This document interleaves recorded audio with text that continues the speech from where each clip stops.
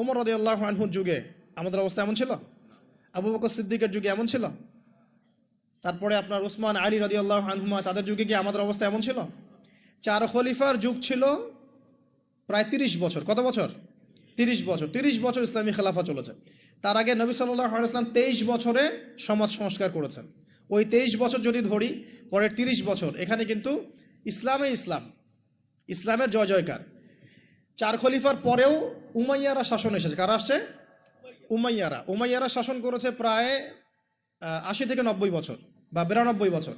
এই 92 বছরেও কিন্তু মুসলিমদের অবস্থা এমন ছিল না। ছিল? কথা বুঝতে পারছেন না? ছিল না।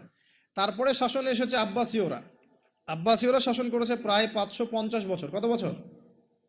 কথা বলেন। প্রায় 550 বছর। এই 550 বছরেও মুসলিমদের অবস্থা এমন ছিল না যেমনটা এখন আজকে আছে।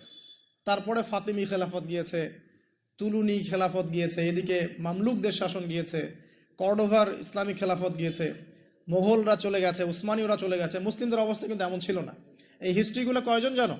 এই 1400 বছর ইসলামের হিস্ট্রিগুলো কয়জন জানো? এই 1400 বছরে আমাদের অবস্থা কিন্তু এমন ছিল না। এখন বর্তমান সিচুয়েশন আর এই 1400 বছরের সিচুয়েশনকে আমরা মিলাতে পারছি না। পারছি না।